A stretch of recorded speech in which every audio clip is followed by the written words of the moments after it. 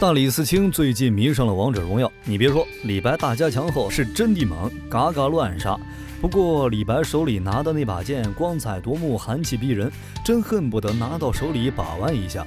不过这也就只能想想了，那可是中国10大名剑之一的龙泉剑，自古以来就是各大君子争相哄抢的绝世精品，现如今早已下落不明，只剩下数之不尽的艺术品。但是这把剑虽已失传，但它的背后却有着非常多的故事。今天大李寺卿就跟大家好好唠唠龙泉剑的故事。大家不知道的是，其实龙泉剑有一个鲜为人知的名字，叫七星龙渊剑。不过这个名字在唐朝之后被李世民更改，这才叫龙泉剑。被更改的原因非常有趣，和它的锻造方式有着分不开的联系。当年这把剑是由欧冶子和干将2大知名铸剑师联合制造，这在中国铸剑史上是非常罕见的一件事。当时欧冶子凿慈山引水，将溪水引至铸剑炉旁，呈北斗七星环列的7个池中。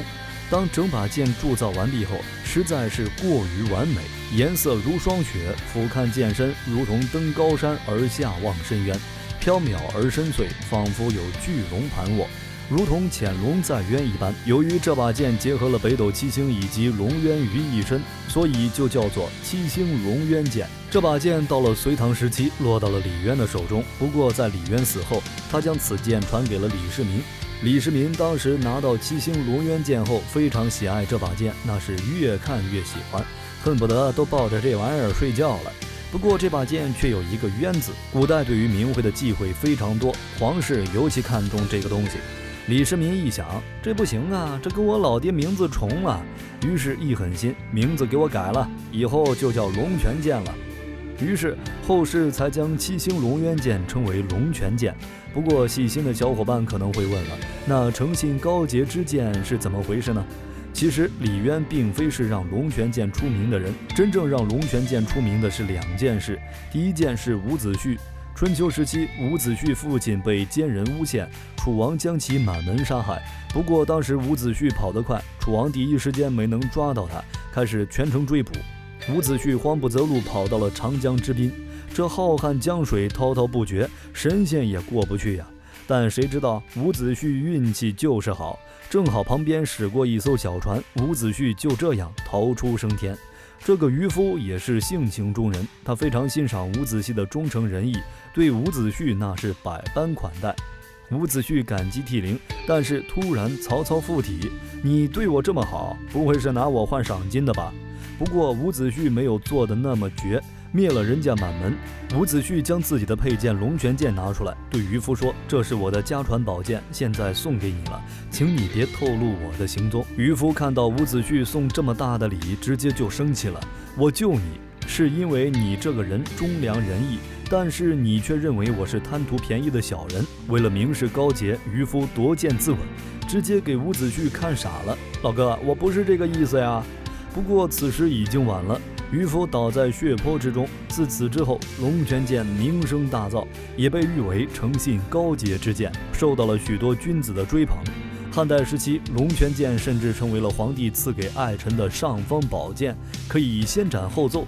龙泉剑也从名剑一跃成为了权力的象征，这也让无数人为其为之疯狂，甚至当年许多王公大臣进贡的物品之一，象征着巅峰的权力。但是这把剑自唐朝之后却永远地消失在了历史长河中，谁也不知道它至今在何方。许多人猜测这把剑成为了李世民的陪葬品。不过虽然真品难以找寻，但是龙泉剑已然成为了一种文化标识。在浙江龙泉有许多铸造龙泉宝剑的师傅，他们依旧保持了古龙泉剑的锻造技术。